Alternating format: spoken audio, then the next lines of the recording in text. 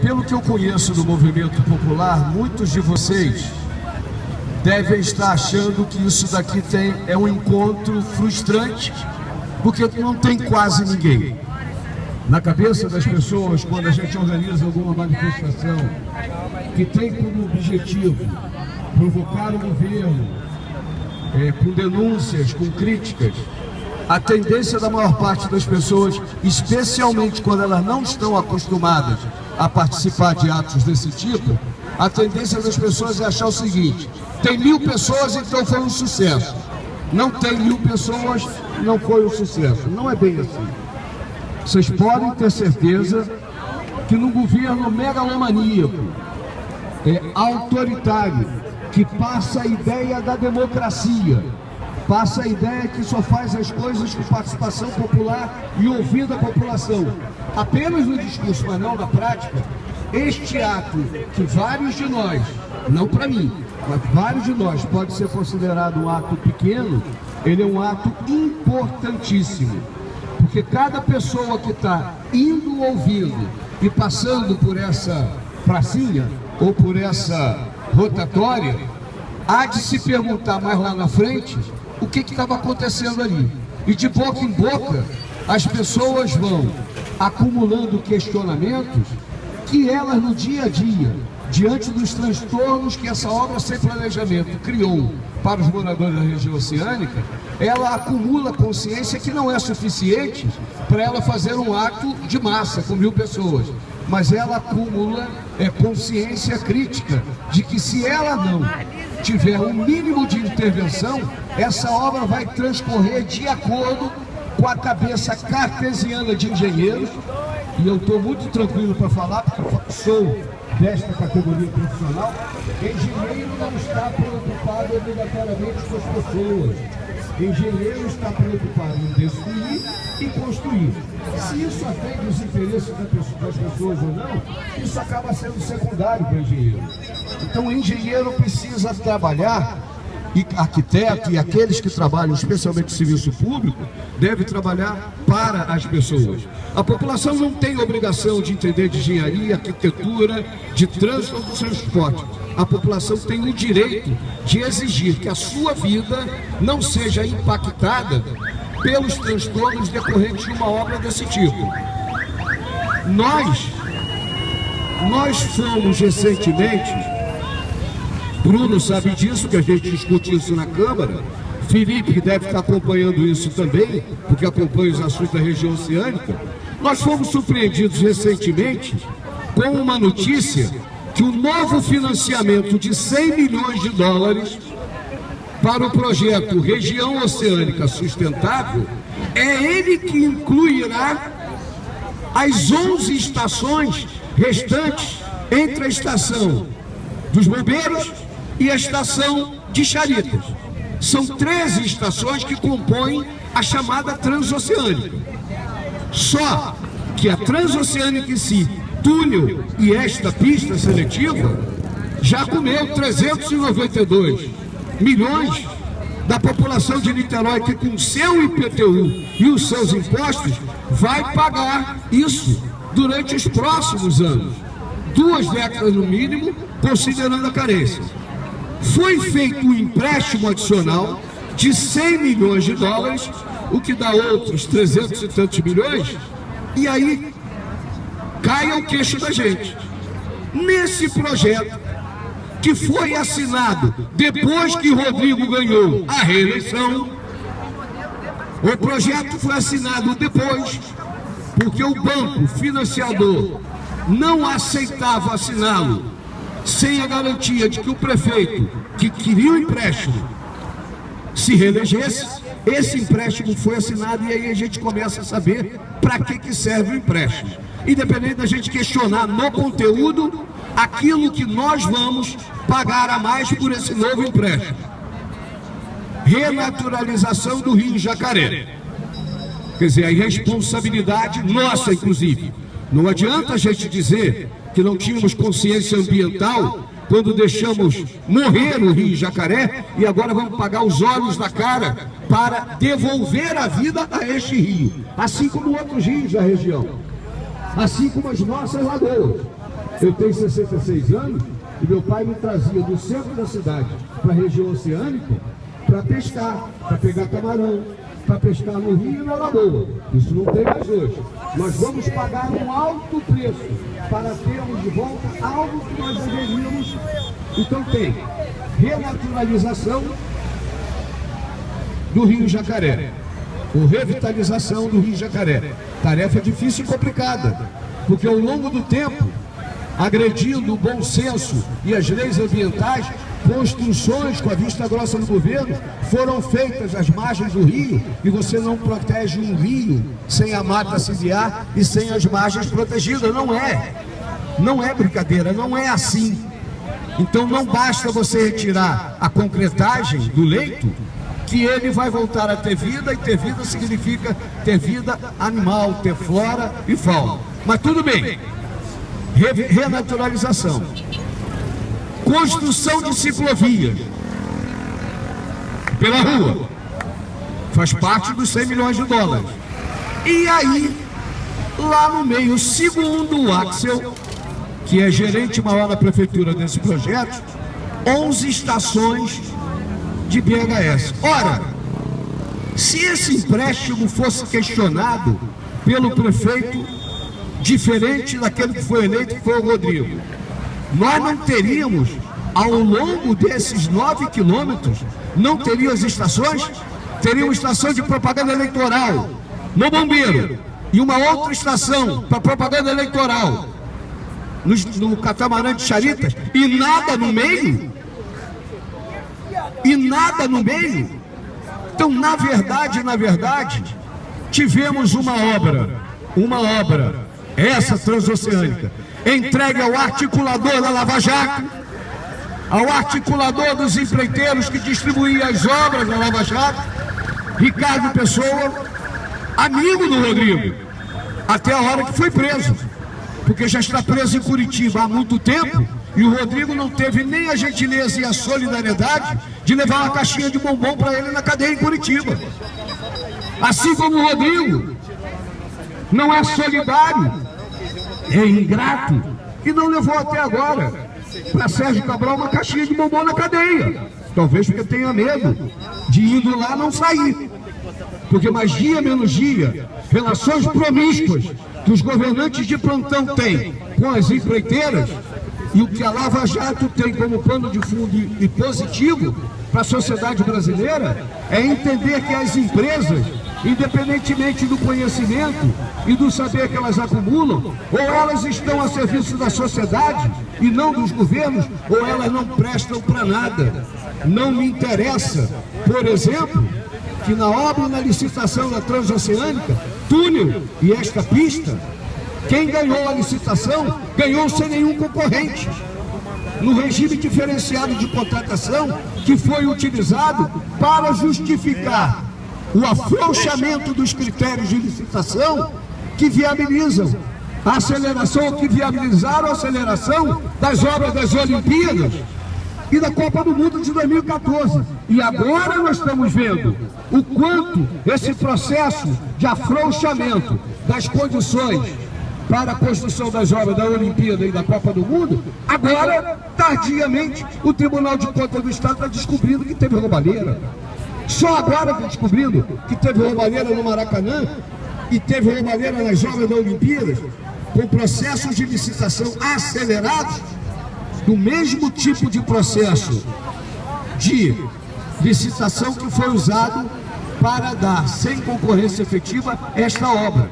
Então, pessoal, quando nós nos organizamos na rua para fazer um protesto, para denunciar aquilo que nós queremos, nós estamos incomodando o governo, porque esse governo não gosta de crítica.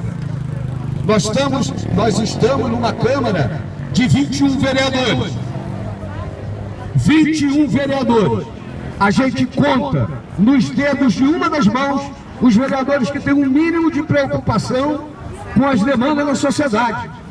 Se o vereador recebe cargo do governo, que não é o caso do Bruno, que não é o meu caso, não é o caso da Talíria, e por enquanto não é o caso de alguns vereadores novos, Se eles recebem cargo do governo, não se oporão a absolutamente nada que o governo faz. Portanto, não adianta, já falei isso em algumas reuniões com representantes de vocês, não adianta a gente imaginar que a Câmara de Vereadores vai brigar contra os engenheiros da EMUSA, que se consideram com os reis da barriga e que pensam melhor em nome e no lugar da população, o que é melhor para a população ou não. A minha casa fica em Charito, atrás do Hotel Solar Amanhecer. Muito bem. Em frente ao Morro do Estado, Preventório, eles cortaram transversalmente, na base da vontade política, porque não tiveram coragem de dizer para os motoboys que eles tinham que dar a volta lá em cima. Então, para os motoboys que ficam em frente, eles têm um corte transversal no lugar que eles querem para ter acesso ao Morro do Preventório. Defendo isso. Eu defendo isso. Não é esse o problema. Só que a definição daquele corte, para que os motoboys pudessem subir direto para o Morro do Preventório, foi feito pela prefeitura, porque é populista e demagogo, não tem coragem de enfrentar o crime organizado, que sabe que tem ali no morro. Agora, como aqui não tem crime organizado, como aqui tem cidadania, que quer que os retornos sejam feitos de acordo com a cultura de ir e vir da pessoa, é evidente que uma obra desse tipo não é uma obra que vai ser feita tal qual nós não fazemos omelete sem quebrar ovo. Não dá para fazer uma obra dessa. Ninguém é desprovido de bom senso que não sabe os impactos de uma obra dessa. O que nós não admitimos, entretanto, é a falta de democracia, de não ouvir ou de não ter participação da população para a definição do que é melhor para a própria população. Esse é o problema. E essa é a crítica maior que nós somando com as representações do movimento comunitário da região oceânica, nós nos somamos para criticar.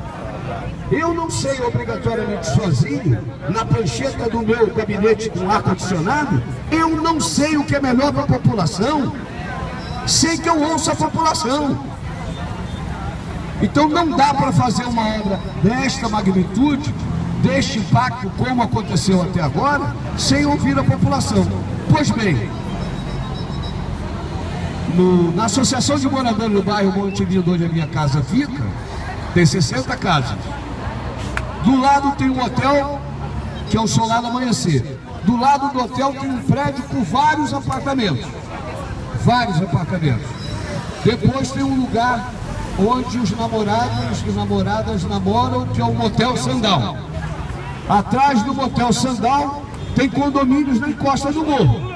Então tem uma concentração grande de pessoas. Pois bem, se quer ouvir aquela população e definir o que os moradores daquela região vão ter que ir lá em cima fazer retorno na rotatória, cruzando na frente dos ônibus que passam pela Transoceânica e projetando para frente, sem querer ser engenheiro de obra pronta, projetando vários acidentes. Aí quando os acidentes começarem a acontecer, por uma quantidade enorme de pessoas esperando o trânsito passar para cruzar a rotatória, quando os acidentes começarem a acontecer, sabe o que eles fazem? Com o nosso dinheiro, com o dinheiro dos nossos impostos, quebra tudo, como já aconteceu aqui, e faz de novo.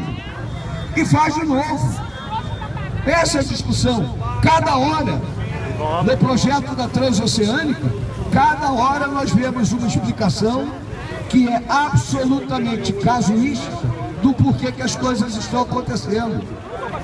Não temos solução até agora para alguns percursos aqui.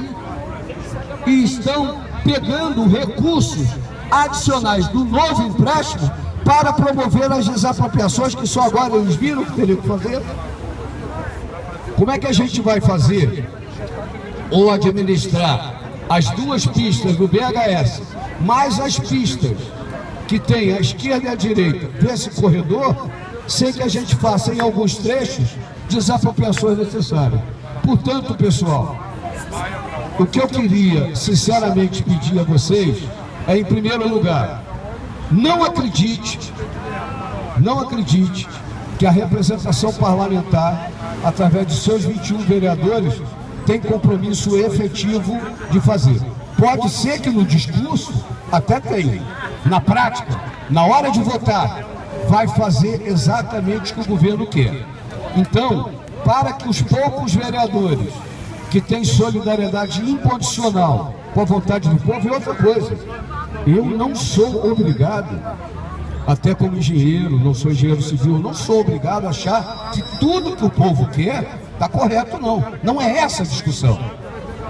A gente não pode, entretanto, achar que é o dono da verdade e desconsiderar o olhar de quem mora na região. Eu, uma vez, para fechar, eu sempre relembro esse exemplo porque é o exemplo de um país mais desenvolvido, do ponto de vista humano, do que o nosso. Uma vez, em viagem de trabalho pela Embratel, eu fui à Bélgica. Saímos do hotel, eu e os meus colegas engenheiros da Embratel, para ir para a sede da Embratel belga, que era o Correio Belga de Telecomunicações. De repente, nós passamos por o que eu achava que era uma ponte. Uma ponte enorme. Uma ponte enorme. E eu, na janela, olhando para baixo da ponte, porque eu estava na minha cabeça, pensando na nossa ponte de Niterói, que lá embaixo tem mar. Pensando nas outras pontes que normalmente passam em cima de rios. E aquela longa ponte, eu fui do início ao fim, muito verde, muito mato, floresta belíssima, multicolorida. Chegou no final da ponte, eu não vi rio nenhum, não vi mar nenhum, não vi rio nenhum. Perguntei então ao diretor que nos acompanhava: onde está o rio? Onde está o rio daqui? Ele falou: não tem rio. Ué, mas por que esse elevado enorme, essa fonte enorme? Ah, não, é porque entre o inverno e o verão, os animais vão de um lado para o outro e o homem não pode atrapalhar os animais. Olha a diferença.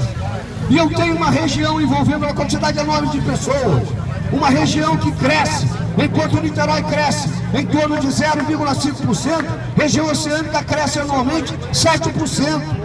Então, numa região como essa, enquanto na Bélgica eu respeito o ir e vir entre as estações dos bichinhos, aqui eu não respeito o que pensam as pessoas que moram na região. Essa é a diferença.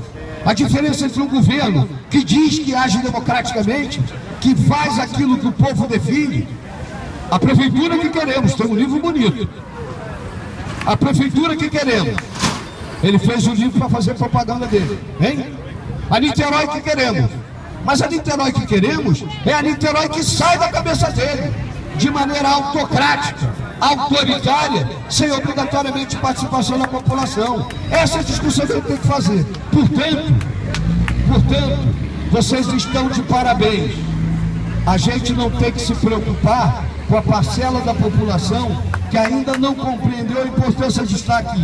Nós temos que valorizar vocês que estão aqui, porque vocês é que vão multiplicar a consciência necessária para que a população da região oceânica seja de fato ouvida e que os impactos desta obra possam ser mitigados, possam ser compensados com a participação efetiva de vocês. Para isso, tem vereador na Câmara, tem alguns deputados na LERJ que podem influenciar para que essa discussão avance no sentido de respeitar aquilo que vocês desejam. Vamos conseguir tudo? Não tenho certeza, mas a gente só vai saber se a gente vai conseguir o máximo que é possível através da nossa ação, de tal modo que o governo nos ouça. Portanto, a participação popular é uma condição necessária para que isso aconteça. É super necessária. Sem vocês não terá vitória. Não adianta a gente fazer discurso bonito na Câmara. Aliás, para quem tem o hábito de vez em quando ir à Câmara, terça, quarta e quinta, de 5 às 8, a chamada é respondida pelos vereadores, são votadas as matérias que o governo quer votar e eles todos se mandam, porque a Câmara é um bico. A maior parte dos vereadores da Câmara não está ali pelo salário do vereador, que não é isso que as pessoas pensam, não. R$9.000 líquido é um salário digno, que dá para o vereador representar bem com dignidade e não morrer de fome. Mas não é para isso que vários estão ali. Vários estão ali para traficar interesses. traficar interesses das empreiteiras, traficar interesses das empresas de ônibus que monopolizam o transporte. Agora, não adianta a gente reclamar da vida. Eles são eleitos não por marcianos, nem moradores de Vênus, nem moradores de Saturno, de Júpiter. Os vereadores de Niterói, o prefeito de Niterói, são eleitos pelo povo de Niterói. E não adianta a gente transferir para o outro a responsabilidade que é coletiva nossa. As pessoas são livres. Eu costumo dizer na Câmara, para irritação de alguns, que eu, de fato, sou eleito por um tipo de eleitorado que tem mais informação, etc. É verdade. Eles dizem que eu, não sou eu, mas o próprio grupo, nós somos eleitos com os votos da classe média e dos ricos. Pode até ser verdade, mas nós trabalhamos a maior parte do tempo para os pobres e os mais necessitados e aqueles que têm demanda na sociedade. Enquanto os vereadores oriundos das comunidades mais pobres da cidade, lá dentro, o tempo todo, voltam para os interesses da especulação imobiliária e dos poderosos da cidade. Compram o voto, se elegem e votam para a manutenção do status quo e dão as costas o tempo todo para a necessidade da população. Seja ela de qualquer classe social, seja os que moram na comunidade, da própria comunidade, sejam os que moram aqui na região oceânica de classe média. Durante a discussão, Bruno lembra disso muito bem, porque ele próprio foi alvo de uma agressão verborrágica da secretária do governo, Giovana Victor. Quando nós protestamos pela introdução de juros de 1% para quem não pagasse o IPTU à vista, porque quem pagou o IPTU à vista teve desconto de 10%. Quem pagou em fevereiro, desconto de 7%. Quem pagou parcelado, porque não tinha recurso para pagar à vista, teve que pagar, além de não ter o desconto, teve que pagar um juro de 1% compensatório a cada mês. Tá certo? Quando a discussão do juro foi colocada pelos vereadores, o primeiro a colocar foi o Bruno Vitali, a Giovana Victor se voltou, eu não gosto de falar disso não, mas eu falo porque é para bater nele. A Giovana Victor se virou para vereador, você está preocupado com seus eleitores de Caraí. Uma secretária de governo que não é eleita, se dirige ao vereador eleito, independente de ser um jovem vereador, mas um vereador eleito pelo povo, para o bem ou para o mal, todos foram eleitos pelo povo lá, e disse para ele que ele está preocupado com os eleitores ricos dele de Caraí. Aí o Bruno, como é um menino mais educado do que eu, ele disse para ela, ué, mas a cidade inteira paga IPTU, secretária. Eu sou vereador da cidade inteira. E eu, que não sou tão educado com ele, pedi a ela que ela continuasse sendo arrogante do jeito que ela era, porque apesar da gente não concordar com a arrogância dela, nós queríamos que ela continuasse indo à Câmara para ouvir as bordoadas que ela merece. Porque no duro, provavelmente os meus eleitores de Thalíria ou de alguns outros são eleitores mesmo que, em sua grande maioria, devem ter pago o IPTU à vista. No entanto, a maior parte dos vereadores que ganham os votos nas comunidades votaram para que o prefeito deixasse a cobrança do juro do IPTU, que afetou as parcelas da população que não tinham condições de pagar à vista. Então, de que lado estão as pessoas? Então, a gente tem que acreditar, sim, que tem que perturbar a vida do prefeito e da Câmara.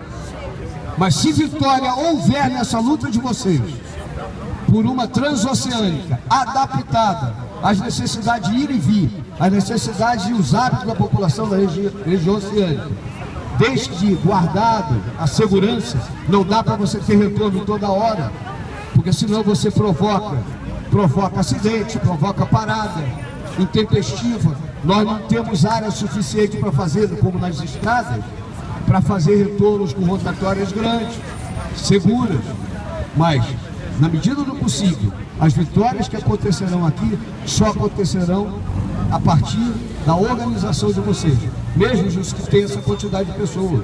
Não adianta reclamar da vida. O movimento social é assim. Quando o rei e a rainha da França tiveram seus pescoços cortados, quando pediram ao povo para comer capim, o processo que levou a degola é um processo que não foi abracadabra, não. Foi um processo de luta da sociedade francesa, que estava submetida aos interesses do reinado e da igreja, que tinha uma aliança naquele tempo com ele, esses processos foram processos de acumulação. Só ganha se a sociedade se colocar em movimento e cobrar dos seus representantes com dureza. Com dureza. Não é com carinho, não é chamando o vereador e prefeito de excelência, não. Vereador e prefeito tem que se conscientizar que é empregado do povo. Ninguém é obrigado a ser vereador. Ninguém é obrigado a representar o outro. Cada um de nós pode ficar na nossa casa, fazendo o que a gente bem entender, porque a gente é livre para fazer as opções. Tá vendo por que não pode ter em qualquer lugar retorno? Porque é isso, vai se acumulando vila, tem gente que vem de lá e quer ir para cá. Então é claro que a engenharia precisa resolver o tratamento desses fluxos, mas esses fluxos precisam ser desenhados com a participação dos governantes, tá? Dos governantes ouvindo a população. Já falei demais, quero mais ouvir do que falar. Obrigado, pessoal.